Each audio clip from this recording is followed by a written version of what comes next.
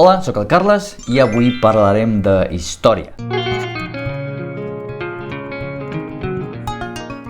Oi pessoal, a gente vai dar continuidade nos vídeos de história. Esse aqui já é o 5º da série e a gente quer agradecer vocês por acompanhar a gente nessa jornada. Mas antes de começar, não se esqueça de deixar o like, como sempre eu falo, né, para não me esquecer depois. E também lembrar que a gente está em todas as redes aqui, né? E também na nossa comunidade do WhatsApp. E agora sim, vamos lá. No vídeo anterior, a gente contou como foram os antecedentes para a união entre o Principado da Catalunha e o Reino de Aragão. No final do último vídeo, eu pedi para vocês tentarem adivinhar qual seria o nome do filho do Ramon Berenguer IV e ninguém acertou. Como era de esperar, o filho de Ramon Berenguer IV se chamou Ramon Berenguer. Uau!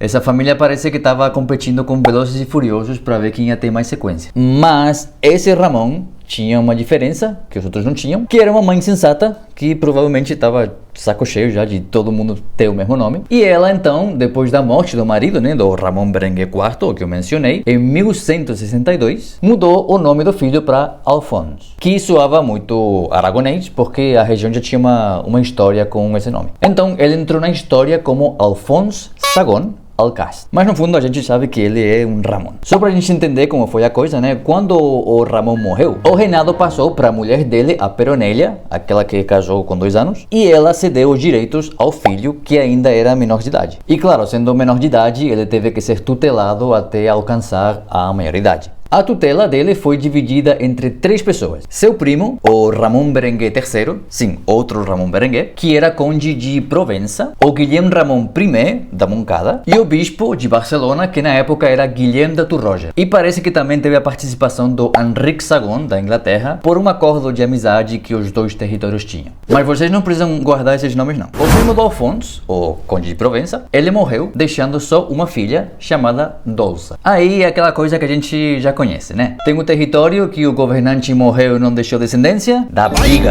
e não deu outra. Tolosa também estava de olho naquele território, e depois de muita briga entre os dois lados, acabaram assinando um acordo de paz, onde o conde de Tolosa abria mão das suas pretensões na Provença. Mas aqui, gente, a gente está falando sobre disputas da região chamada Occitânia, que era uma região estratégica entre muitas culturas, e especialmente pelo seu microclima muito favorável para a supervivência humana. E a região também era um centro cultural na época. Nossa, Carlos, mas que cultura é essa tão importante que eles tinham? Então vem cá, vamos na minha máquina do tempo que eu vou mostrar um negócio para vocês.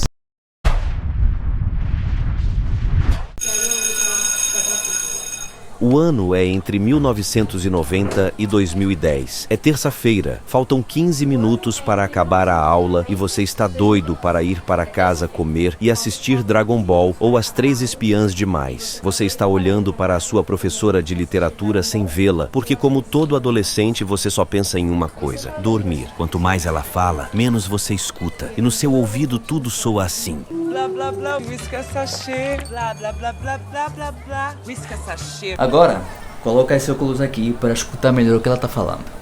Porque o movimento literário do trovadorismo, que tem sua origem dentro da história da literatura occitana, será a base para a literatura que vai se desenvolver na Europa Ocidental através dos séculos. Esse movimento poético-musical era composto por cantigas e se estendeu sobretudo nas regiões da Catalunha e no norte da Itália, impulsionado pelos casamentos e outras relações políticas que favoreciam o intercâmbio cultural. As obras dessa época eram escritas em provençal, que era um dialeto do idioma occitano. Então, se um artista catalão fosse escrever uma cantiga desse estilo, ele escreveria ela em provençal e não em catalão.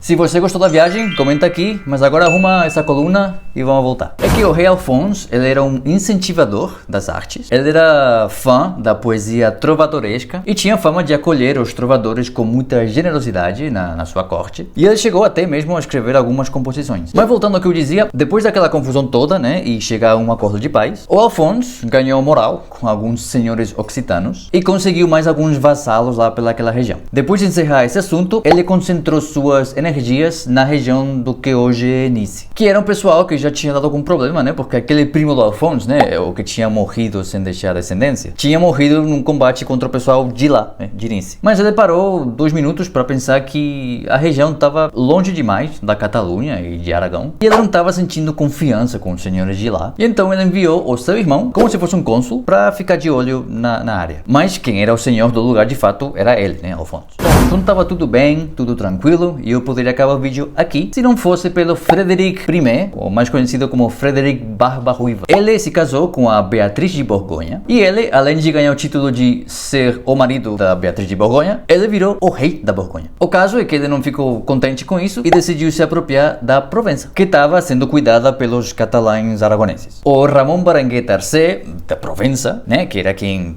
mandava por lá, ele já tinha, bom, colocado o rabinho entre as pernas, meio que aceitando já que a Provença ia ser vassala de Borgonha, né, do Barba-Ruiva. Mas aí o Alphonse ficou sabendo e falou, nananina não. E ele negou a vassalagem ao rei. O assunto ficou por aí mesmo, mas nem o Alphonse, nem o Ramon Berenguer, o de Provença, foram à coroação do Barba-Ruiva, quando ele virou rei de Narbona. De novo, parece que tá tudo na santa paz. Acho que vocês já entenderam que aqui a disputa principal era entre Toulouse, né, que era apoiada pela França, e Provença, apoiada obviamente pelo Alphonse e os catalano-aragonenses. Pois é, o Ramon de Tolosa, né, esse nome de novo, não aguento mais falar dele, mandou matar o governante da Provença e invadiu alguns territórios por lá. Aí você pensa, eita, mas a situação acabou sendo favorável para o Alphonse, porque o rei Felipe Augusto II, que apoiava Toulouse, o Barba-Ruiva e o Ricardo Coração de Leão, esse vocês conhecem, eu acho, os três partiram para uma cruzada, né, lá para Jerusalém. Aí aconteceu uma revolta enorme em Tolosa e o Ramon da Tolosa não tinha para quem pedir ajuda, porque quem apoiava ele, o rei da França. E onde estava o rei da França? Caminho a Jerusalém. Então, o rei Alphonse se aproveitou dessa instabilidade e conseguiu um novo acordo de paz, junto com um grande domínio dos territórios vassalos. Mas, como esse pessoal não cansa de arrumar briga, quando o pessoal voltou lá das cruzadas, o rei Ricardo Coração de Leão, da Inglaterra, ele se aliou ao Ramon de Tolosa contra o Alphonse. Só que ele já tinha jogado uma carta lá de mestre, casando o filho dele, cujo nome era Alphonse. Uau! Com uma mulher chamada Garcenza, que era filha de um antigo aliado do Ramon de Tolosa. Esse casamento reforçou o poder do Alphonse, o pai, no território da Languedoc, que é outra região da Occitânia. O Alphonse ficou finalmente em paz quando o filho do Ramon V de Tolosa, que chamava Ramon VI de Tolosa,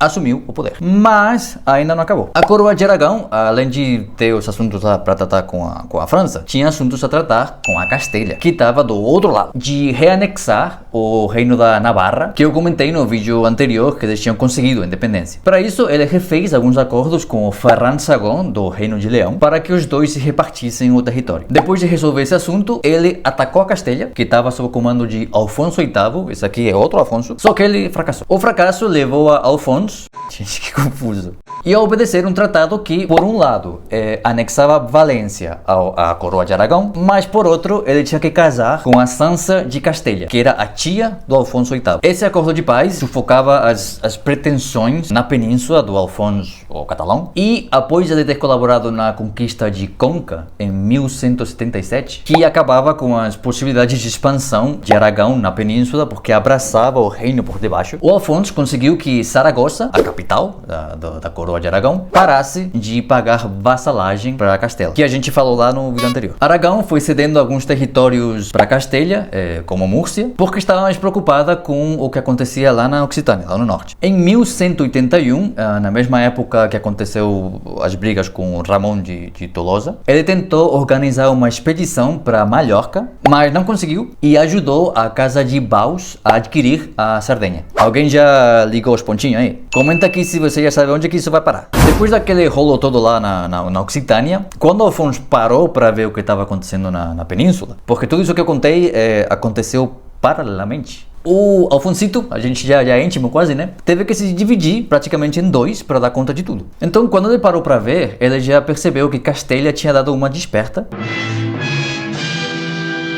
Tinha já desobedecido o Tratado de Anexação de Navarra, tinha pretensões territoriais nas fronteiras de Aragão e pior, tinha feito tratos com o Barba-Ruiva. E aí que vem a reviravolta. O Alfonso se alia com os Sanz da Navarra, o mesmo que ele queria anexar, e os dois contra Castela. Navarra e Aragão assinam um acordo para se defenderem mutuamente do expansionismo da Castela. E logo depois, os reinos de Leão e Portugal se juntam ao clube. Depois disso, os reinos, com o incentivo da igreja, meio que juntaram forças para expulsar definitivamente os muçulmanos da península, mas isso é outra história. Então, gente, é isso. Talvez o vídeo tenha ficado um pouco longo, mas conforme avança o tempo na história, a gente tem mais dados e mais detalhes para preencher esses vídeos. Não se esqueça que a forma de retribuir o trabalho que a gente tem pesquisando, escrevendo, filmando, editando, é deixando um like, se inscrevendo no canal e deixando também seu comentário falando o que você achou desse vídeo ou sobre a história da Catalunha,